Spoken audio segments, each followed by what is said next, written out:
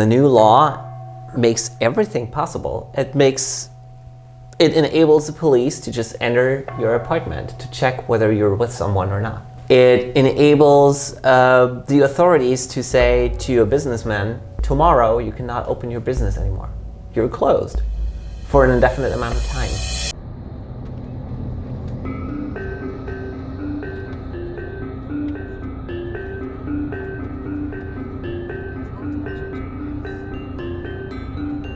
Good morning, friends. I'm right now on my way back to Serbia from Berlin in Germany, where I had an interview with Mr. Norbert Kleinwächter, who is a parliamentarian in the German federal parliament that's called Bundestag.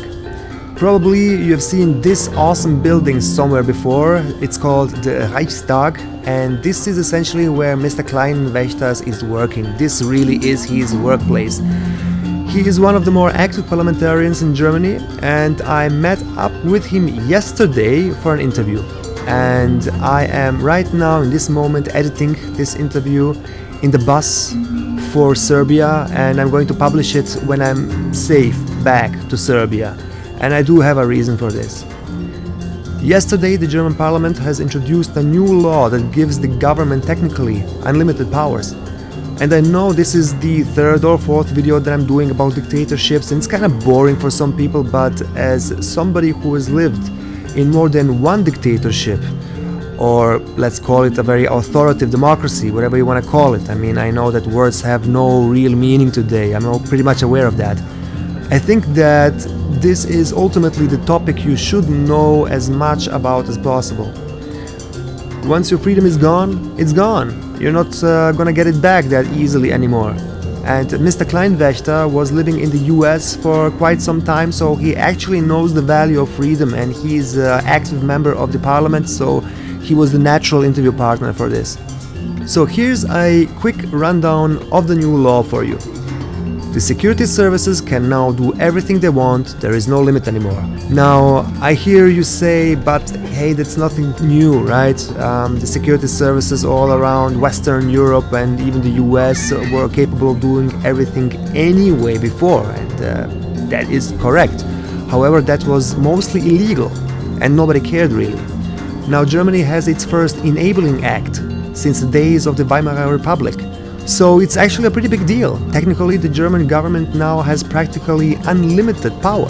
Anyway, enough from me now. Here's Member of German Parliament Norbert Kleinwächter. Enjoy! How are you doing today? Oh, I'm doing very, very well, even though I'm a bit sad. The political situation today has worsened enormously in Germany. Due to the enacting of the new act on the protection of the people in the epidemic situation, which is really a highly problematical act. Schutz der Bevölkerung vor einer epidemischen Lage nationaler Tragweite. That would translate into sort of a law for the protection of the people in an epidemic situation of national importance. So it's a very long title. And what it basically contains is the ability for the government to issue orders that will restrict personal rights. For instance, the inviolability of the home. For instance, personal rights. For instance, the freedom of assembly. You know, all these rights can be capped, can be banned even, for an unlimited period of time.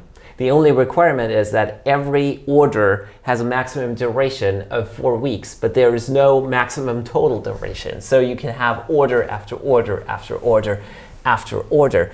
And all this is possible as long as this state of epidemic of an epidemic situation is enabled by the Bundestag. That has happened today, and we don't know when it's going to be withdrawn. And during the time when this is enabled, actually an infection rate of 35 people per 100,000 citizens within 7 days is enough to have severe restrictions on public and personal life. And when you're below that, so even if you only have one infected person per 100,000 citizens within 7 days, easy measures can be applied. So there are measures all the time. There are unlimited measures, and it's not definite in time, it's not definite in scope, and that's one of the major problems that we have with this law that was enacted today. It is basically sort of a permanent state of exception. Well, to be fairly honest, we all know that you have a scale of a sort, and then on the one side of the scale you have security, on the other side you got freedom, and people all over the Western world are more and more flocking toward the security part, which then implies that you obviously lose the freedoms. You lose both. That's the case. But what I'm wondering about is whether it's really the people moving or the government's moving. And what we can see is a shift in the perception of what a citizen is. A democratic citizen is actually one, you know, when you think about the Enlightenment, when you think about all the philosophy behind it, is one that is able to think, able to act in a reasonable way and a responsible way. And of course to make a democratic, reasonable and responsible decision when he goes to vote. And all this is changing very slowly into a perception of a citizen or a person. I might even use the Latin word plebs, that, you know, is someone in need to be steered, to be governed, to be prescribed what he or she has to do. And we're shifting more and more towards this new view of the citizen in a pseudo-democratic society. And that's why I'm saying pseudo-democratic, because a democratic society lives with a citizen that is very, very self-confident and educated and reasonable and responsible, whereas the new version of democracy that we're living and experiencing now is one that actually does not trust the citizen to make reasonable and responsible decisions. And that's why we're seeing these beginnings of a new era, which is not democratic. By the way, maybe in a certain way it is democratic. If you take a look at the results of the latest elections, people do tend to vote for these measures, not directly but indirectly, by voting for the political parties and organizations who are implying these things. Maybe this is just something that people really deep down in their heart want. They really want to be controlled, to just give up this responsibility. That might be actually fundamentally democratic. So to say, I'm a big baby, I want somebody who is going to control me. I can't control my life. I don't want to think. I don't want to be educated. That maybe is something to think about there. Don't we all miss Mama?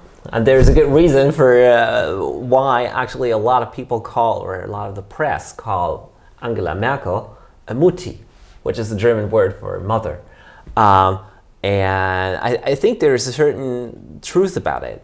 And what's kind of funny is recently a Facebook friend of mine posted a question, and she asked, what's one thing in life that life taught you that you didn't learn in school?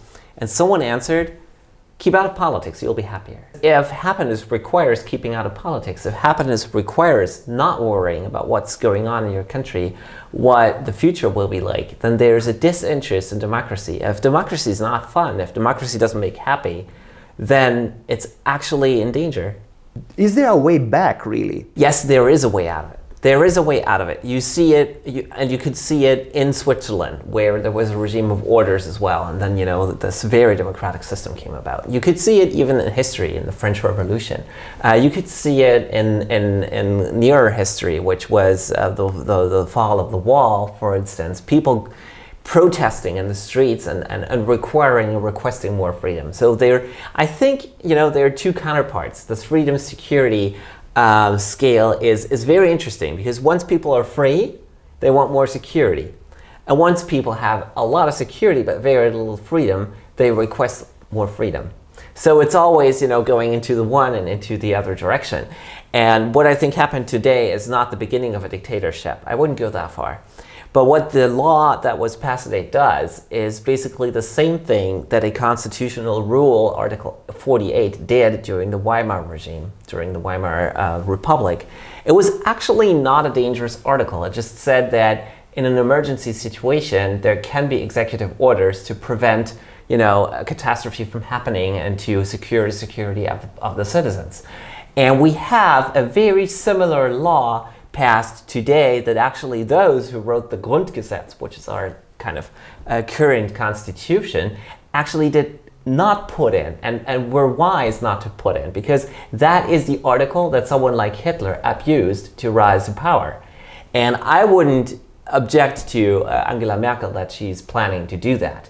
But once you have a law like that passed, there is the opportunity for someone who's not thinking in a democratic way to abuse a law like that. And that's the actual problem. And of course, the measures that are prescribed in it are also wrong. But that's actually a debate on the content of what we should do against the COVID virus. We're not fans of prescribing masks for everyone, of banning people from the streets, of banning people from assembling or from having conferences or from meeting their friends and family. We believe that you do need to respect the risk groups and to separate them a little bit if they want to, and to provide them with very good medical care. That's something you can do in a very democratic setting, and that's something you can do without locking down the country. But the government is doing the opposite. The government is trying to ban everyone from public life except work, like everyone is supposed to work, but then, you know, go straight home and not enjoy life at all. And we don't think that's the answer to the problem, because it's not a useful lockdown. We see that people get infected all the time anyway, which has to do with their using public transportation, with their going to work, with their meeting people at work or at school. And actually, studies show that especially the workplace, the schools, and public transportation are the major places and locations where people get infected. So it's not family life. It's not, you know, meeting a friend. It's not going out to eat at the restaurant or going out to the movies to enjoy life. It's actually the day-to-day business that is the danger for infecting. So if you would want to combat the coronavirus, you would either have to do a strict lockdown the way Australia did it, you know, like ban everything for 3 or 4 weeks and then restart.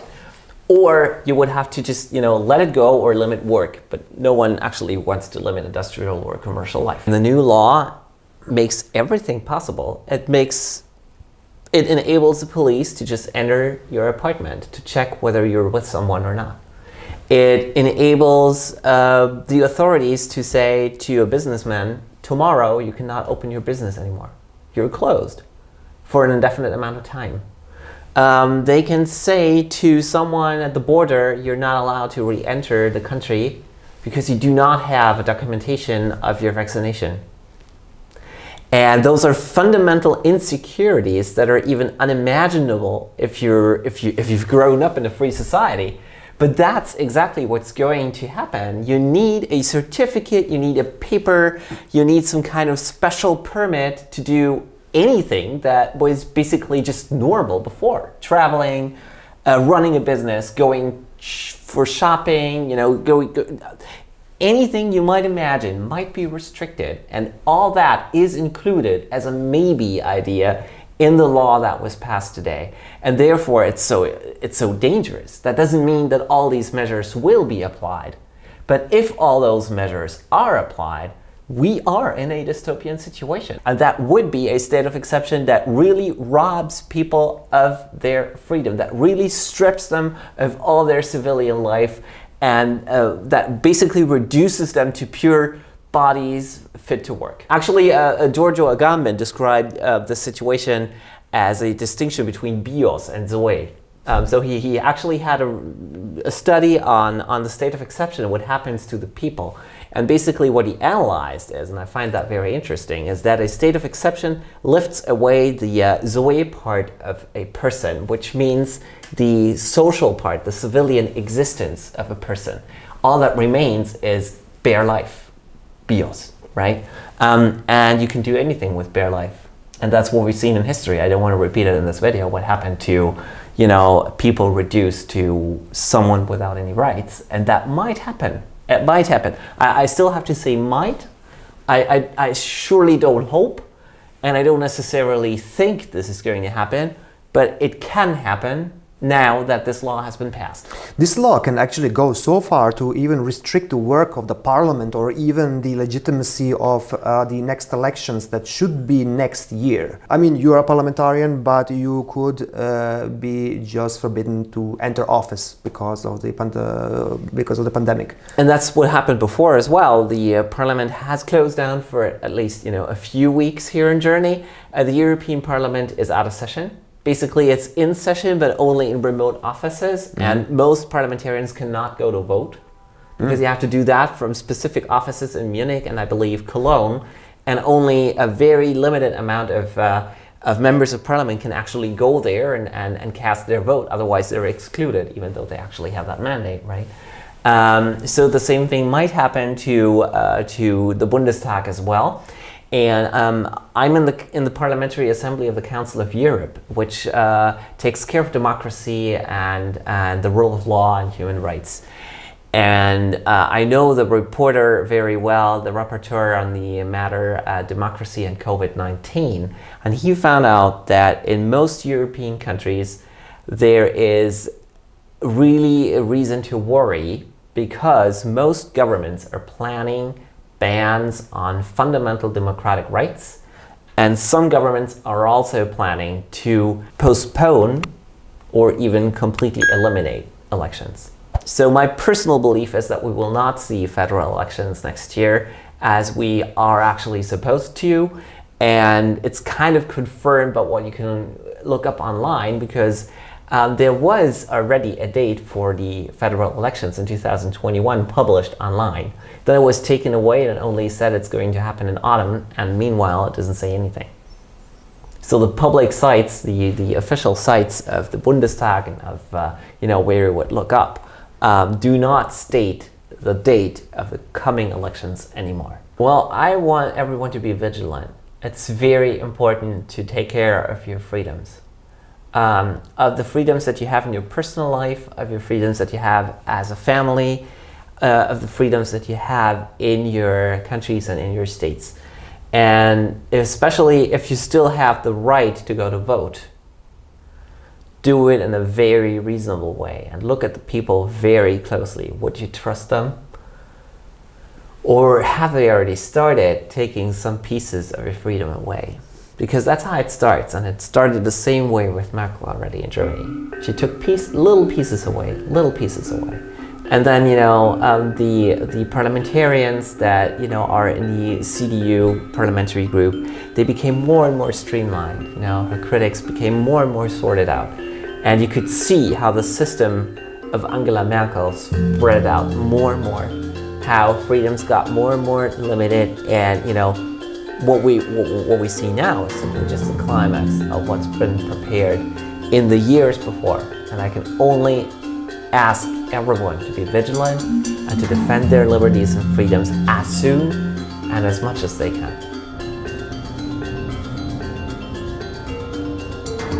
This was yesterday, and a few hours, not days, but just a few short hours after the law passed, the state has already been using this tool and has arrested people with it. And because it's such a powerful and practical tool, you will see more oppression, more arrests, more of everything pretty much.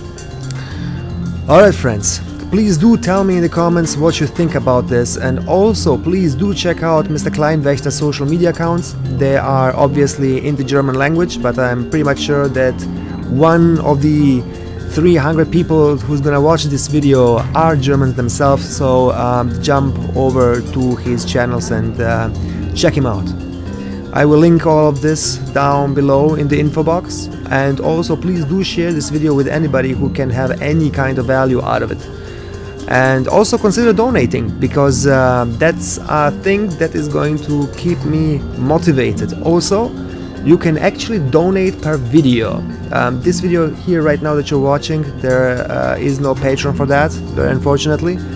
But if you want to be mentioned in the intro of the next clip, check out the links down below in the first pinned comment, and we can make it happen. Alright friends, I'm signing off right now. I'm gonna see you really soon. Goodbye.